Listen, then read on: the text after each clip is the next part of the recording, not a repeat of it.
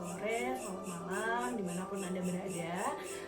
Perkenalkan, nama saya Zidni Iman, dan di video kali ini saya pengen cerita tentang pengalaman program hamil saya. Tapi sebelumnya saya mohon maaf banget, soalnya lagi ada suara jangkrik di ujung sana yang dari tadi saya coba usir tapi gak bisa. Oke. Jadi semoga dimaklumi ya. Sebelumnya saya mau ceritain sedikit tentang diri saya. Saya udah umur 25 tahun. Saya sudah menikah bersama suami saya 5 tahun yang lalu. Jadi pernikahan muda gitu ya hitungannya. Karena saya menikah di umur 20 tahun. Saat itu alasan kenapa pengen cepat nikah karena pengen ya menghindari zina. Kemudian juga pengen cepat punya anak. Maksudnya kalau punya anak gak jauh-jauh gitu umurnya dari kita. Soalnya itu yang terjadi antara saya dan orang tua saya, umurnya terpaut cukup jauh gitu, makanya saya nggak pengen kayak gitu. Nah, kemudian pada waktu awal nikah itu saya masih kondisi masih belum lulus gitu ya, masih mengurusin skripsi, sehingga sama ke orang tua baik dari pihak saya maupun suami saat itu melarang dulu untuk memiliki anak. Jadi disuruh program kalender dulu. Jadi ketika masa subur kita tidak melakukan hubungan sebagaimana mestinya gitu ya, untuk mencegah kehamilan saat itu. Nah, sempat sih diwanti-wanti sama orang, jangan KB dulu pas awal gitu, takutnya nanti malah susah dapatnya. Cuma kita berpikir toh selama ini gak ada masalah juga gitu kan, cuman KB kalender doang, tidak merubah hormon atau apapun gitu, sehingga ya udahlah, let it flow. Tapi ternyata 1 tahun 2 tahun di situ kita mulai worry gitu ya, kok ini nggak hamil-hamil gitu. Ketika saya sudah lulus kok nggak hamil-hamil. Terus saya sempat kerja juga, dan kerjanya itu yang kayak sampai malam, sampai jam 8 malam. Di situ saya merasa kayaknya saya kecapean nih gitu. Terus akhirnya saya resign dengan alasan mau promil saat itu. Cuman saya mendasarnya orang nggak bisa diam. Akhirnya saya di situ lanjut S2. Pas lanjut S2 sempat konsul juga ke dokter yang udah senior banget di Kota Makassar, karena saat itu saya domisili Makassar. Kemudian saya periksa, dan katanya dokternya kayak bilang, ya kamu mau kuliah atau kamu mau punya anak gitu, pilih salah satu, nggak bisa dua-duanya. Wah, di situ kayak jelep gitu ya. Karena saya emang orangnya pengen suka sekolah, dan saat itu lagi S2, tapi saya juga pengen punya anak. Masa itu salah sih kayak gitu kan. Terus habis itu ya udah, programnya cuma kayak 1 kali aja, terus kayak let it flow lagi, yang penting mencoba gitu ya. Tapi ternyata juga belum, sampai saya lulus S2. Kemudian saya keterima kerja di Malang, saya balik lagi ke Malang, kota asal saya. Baru di sini kayak kita akan fokus gitu untuk promil, karena sebelumnya saya memang banyak banget aktivitas. Selain saya kuliah, saya ikut banyak organisasi dan juga komunitas gitu ya, yang memungkinkan saya untuk kayak ya kecapean gitu ya, yang menjadi alasan saya tidak bisa hamil saat itu. Saya merasanya sih itu alasannya, dan orang-orang sekitar saya pun merasa itu alasannya. Makanya pas pindah ke Malang, saya nggak ikut organisasi apapun. Saya juga waktu itu penyiar, tapi saya nggak daftar dulu penyiar, pengen fokus aja dulu ke promil ini gitu. Nah, kemudian saya coba-coba googling tentang siapa sih dokter spesialis obgyn gitu di Malang yang recommended. Saya baik dapatnya dokter Nuke, cuma saat itu dokter Nuke ini susah banget untuk di apa sih, kayak kita untuk daftar gitu ya, karena waktu itu saya pernah nelpon, terus dibilang besok telepon lagi jam 7, dan itu nanti 1 bulan ke depan baru dapat nomor antrian. Akhirnya saya coba dokter lain, dan saya dapatnya dokter Nanita, tempatnya lumayan dekat sama rumah saya gitu. Jadi yaudah dicoba aja. Nah, pertama di dokter Nanita tuh kayak gini ya, bakal dapat buku kayak gini, bakal ditulisin tentang apa aja sih yang penting-penting gitu yang terkait dengan promil itu. Yang pertama ditulisin bahwa tujuannya adalah promil, menikah berapa tahun gitu, kemudian haid terakhir itu kapan, sama ada nyeri haid atau tidak, pernah KB atau tidak gitu. Nah, saat itu saya diperiksa, dan uniknya nih kalau di dokter Nanita di Jalan Sarangan itu kita bisa daftarnya via handphone dulu. Kemudian kalau misalnya udah dari HP, nanti diberitahu harus datang jam berapa, terus kita ke sana mendaftar gitu. Tapi biasanya sih di sana antri lagi ya, sesuai urutan datang lagi gitu. Ataupun biasanya juga kalau misalnya pas dapat yang mbak yang jaga itu yang sesuai nomor antrian, jadi biasanya kalau misalnya kita datangnya telat tapi kita nomor antrian 1, misalnya kita bisa nyelip antrian yang saat itu orang-orang udah ada di situ gitu lah. Terus habis itu rata-rata saya di sana kalau periksa itu dapatnya pasti ya jam 9-an ke atas lah ya, karena emang ramai banget. Nah terus uniknya nih kalau dokter Naninita saya suka soalnya orang itu tegas banget, dan emang itu yang banyak saya dapatkan di ulasan di Google bahwa dokter Naninita ini tegas. Habis itu saya pas udah periksa, beliaunya minta kalau suami saya juga harus periksa sperma gitu. Terus oke, saat itu suami saya masih di Makassar, jadi kayak masih ketunda dulu periksa spermanya, dan saya diperiksa dulu USG tentang rahim saya gitu ya. Dan uniknya di dokter Naninita, meskipun kita nggak hamil, kita bakal dapat hasil USG-nya gitu. Jadi ini ada beberapa USG yang pemeriksaan saya beberapa kali ya. Jadi di sini bisa tahu kayak yang dilihat itu apakah ada kista atau enggak, terus ketebalan endometriumnya kayak gitu-gitu, terus sama sel telurnya. Jadi saya di dokter Naninita itu nggak cuman periksa USG aja, jadi itu bagusnya tuh hari kedua haid ya. Jadi hari kedua haid itu usahakan langsung kontak dokternya untuk melakukan pemeriksaan gitu. Terus habis itu di sana diperiksa. Nah tapi kalau dokter Naninita ini kita disuruh balik lagi konsul di H+10 gini sih, pokoknya hari ke-10 setelahnya haid kita gitu. Dimana di saat itu kita bisa dilihat kondisi ovumnya udah siap atau belum untuk nantinya dibuahi di masa subur kayak gitu.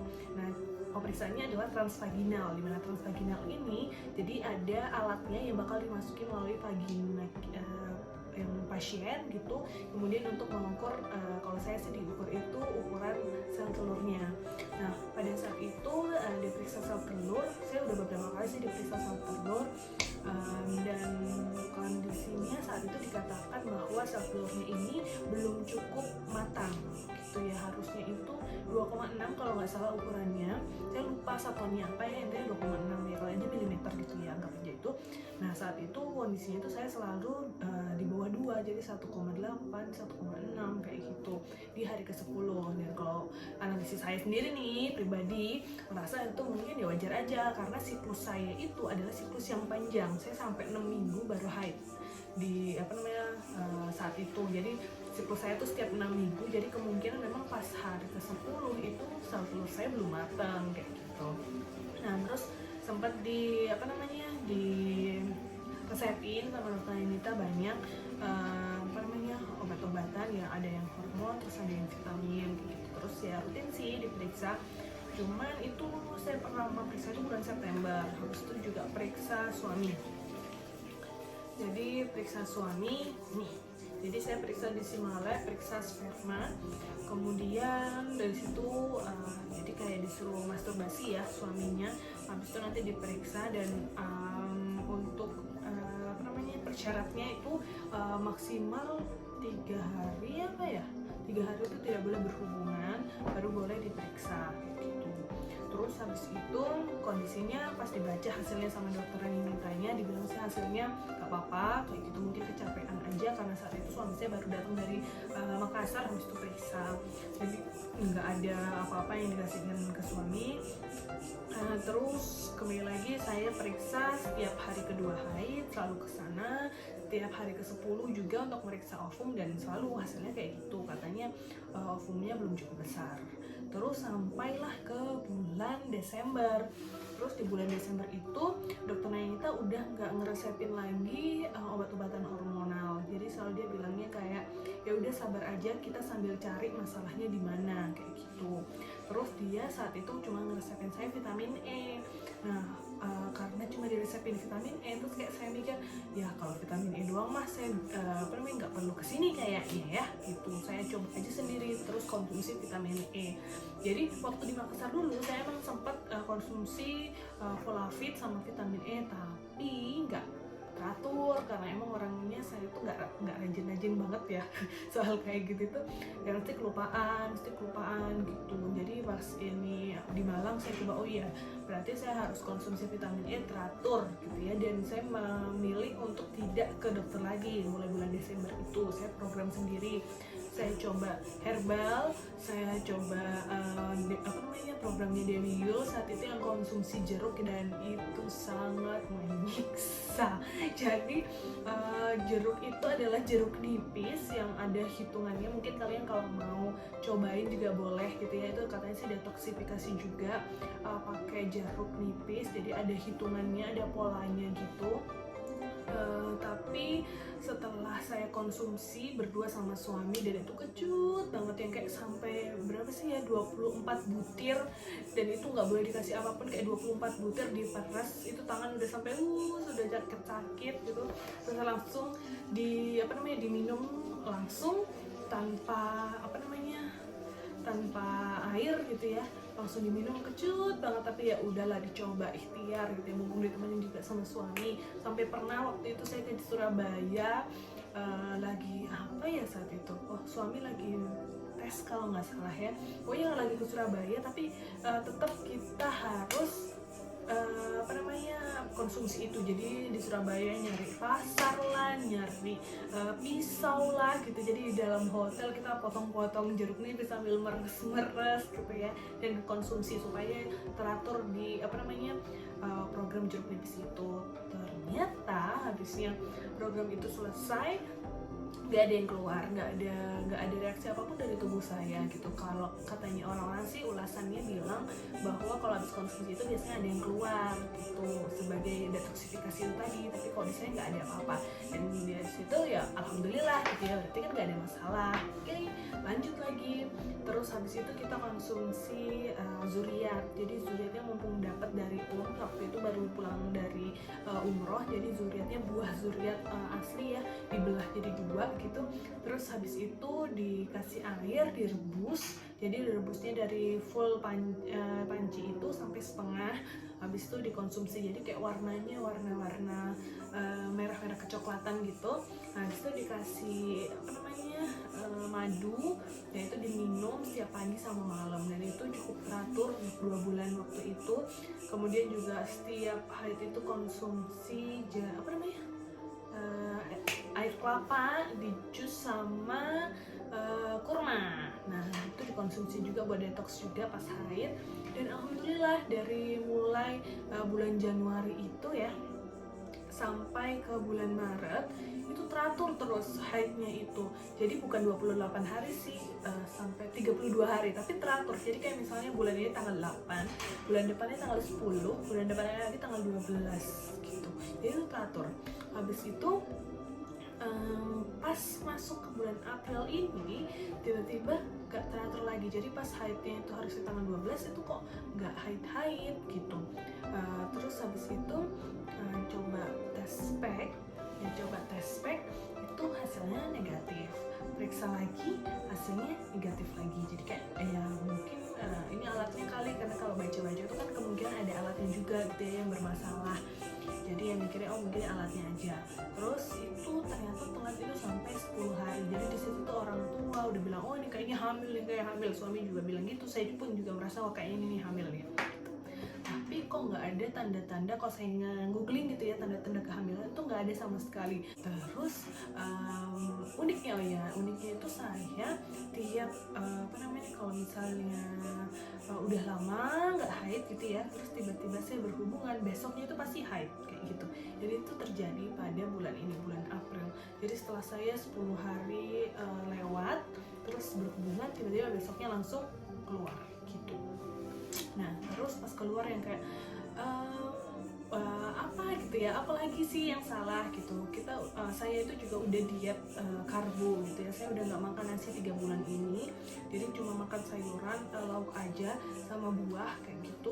Tapi kok nggak ada perubahan gitu ya, malah makin mundur. Terus habis itu tetap haid gitu. Sempet sih kayak yang what's wrong with me gitu kan, yang sedih banget.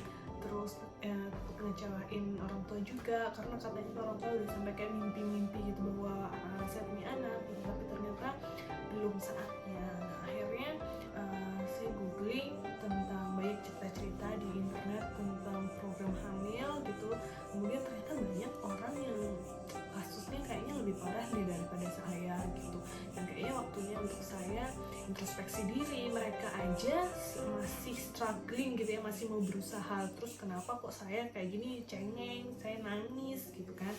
Terus ya udahlah, saya mencoba lagi untuk googling apa sih yang harus dilakukan gitu. Saya coba pengen CSR-nya Dr. Zaidul, terus habis itu bagaimana konsumsi pola makan yang sehat, itu udah saya catat semuanya, dan saya kayak oke, besok saya harus nyiapin semuanya, mau dari kurma, mau dari madu, terus habis itu bahan-bahan rimpang-rimpangan saya mau siapin semuanya, dan saya mau mulai dari awal lagi gitu ya. Dan itu adalah hari ini.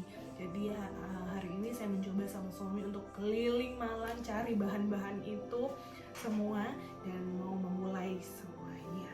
Tapi pas malam saya udah punya janji sama dokter Rahajeng, jadi saya coba ke dokter Rahajeng. Ada rekomendasi dari teman bahwa di dokter Rahajeng lebih bagus daripada dokter Ninita, karena beliau baru teman saya itu pernah periksa di dokter Ninita, dan katanya dokter Ninita terlalu judes gitu ya, meskipun menurut saya enggak sih, tapi ya udahlah dicoba dulu di dokter Rahajeng. Terus pas periksa ke sana, saya berharapnya dokter Rahajeng, saya expect too much sih memang ya, bahwa dokter Rahajeng bakal lebih bagus gitu. Terus pas saya ke sana, ternyata alatnya itu menurut saya kayak nggak seperti di dokter Ninita, meskipun rumahnya lebih gede gitu ya tempat pemeriksaannya. Tapi kalau di dokter Ninita itu ketika kita baring, kita bisa di depan itu langsung kayak ada TV gitu, jadi kita bisa langsung lihat apa sih yang terjadi pada rahim kita ketika di USG ataupun transvaginal. Jadi langsung kelihatan di situ, dan sambil dokternya jelasin bahwa oh ini endometriumnya begini, oh ini sel telurnya begini, kayak gitu. Nah, tapi di dokter Rahajeng ini enggak. Jadi pas diperiksa itu dia cuma kayak pakai laptop di samping saya gitu ya untuk USG-nya itu, terus dia cuma lihat dari situ. Jadi saya harus kayak nengok ke samping gitu loh, kayak apa ya, ya kurang nyaman aja sih sebenarnya. Itu aja sih hal simple ketika saya nggak bisa lihat langsung bagaimana kondisi rahim saya. Terus pas diperiksa itu dokter Rahajeng langsung kayak bilang, oh ini ada kista ya gitu. Terus saya bilang, enggak dok, saya nggak ada kista. Lah ini ada, dan di situ oke, saya ada kista ternyata. Dan memang orang tua ibu saya ada riwayat kista sih sebenarnya. Jadi saya nggak begitu kaget, tapi kaget apa sih? Ya begitulah ya. Karena kan selama ini saya periksa dokter Anita tuh nggak ada kista, nggak ada masalah apa-apa. Jadi saya merasa masalahnya cuma hormonal aja karena siklus saya yang panjang gitu. Tapi ternyata di dokter Ajeng ditemuin bahwa saya ada kista. Terus saya make sure lagi, sudah selesai di USG, saya tanya, dok, tadi beneran kista dok? Terus dia bilang, iya itu ada kista, tapi masih kecil. Kamu kalau haid sakit nggak? Sakit sih dok, tapi cuma hamil 1 aja, saya bilang gitu. Terus dia bilang, oh nggak sampai minum obat? Enggak dok. Nggak sampai sakit? Enggak dok. Oh ya udah, nggak ada masalah, kistanya masih kecil gitu. Terus dari situ dokter Ajeng langsung tulisin kapan masa subur saya, terus ngeresepin obat-obatan yang harus diminum sama suami, terus disuruh berhubungan di tanggal-tanggal tersebut. Terus di situ saya kayak agak kaget sih, maksud saya dokter Ajeng tidak menanyakan bagaimana siklus saya, padahal siklus saya adalah siklus yang tidak teratur gitu ya, dan itu tidak ditanyakan, sehingga saya merasa bahwa dokter Ajeng belum mengenal saya, tapi udah bisa meresepkan kapan saya harus berhubungan. Di situ saya merasa kayak kurang cocok sih gitu ya. Terkait juga alat-alatnya yang saya bandingkan sama dokter Anita gitu. Terus saya merasa bahwa kayaknya saya harus periksa juga deh ke dokter Anita dan membandingkan kondisi ini. Karena selama 3 bulan yang September sampai Desember itu dokter Anita yang selalu periksa saya dan selalu mencari di mana masalah saya. Tapi ketika sekarang si kista ini muncul gitu ya, dan kayaknya saya harus merasa bahwa kayaknya saya harus ke dokter Anita lagi deh gitu. Jadi nanti insya Allah besok saya mau ke dokter Anita lagi, mau periksa lagi, dan mungkin mau ngebandingin ya gimana sih hasil pemeriksaannya, dan semoga ada jalan lah pokoknya untuk memiliki keturunan ini. Dan memang ya semoga saya dimudahkan sama suami juga, diluruskan niatnya gitu. Saya yakin ketika Allah memberikan suatu cobaan, kita lagi diminta untuk semakin dekat dengannya gitu ya, insya Allah. Jadi buat semua yang saat ini sedang berjuang, mari kita berjuang bersama-sama, mari kita makin mendekatkan diri kepada Allah. Dan mumpung hari ini adalah hari pertama Ramadan tahun 1441 Hijriah, selamat berpuasa semuanya, dan semoga yang lagi promil juga bisa lancar promilnya, bisa disegerakan, dan yang lagi hamil, bumil dan juga dek bayinya bisa sehat selalu ya, insya Allah, amin. Thank you, kurang lebihnya mohon maaf. Bisa nanti aku share lagi pengalaman di hari berikutnya ya. Bye bye, assalamualaikum.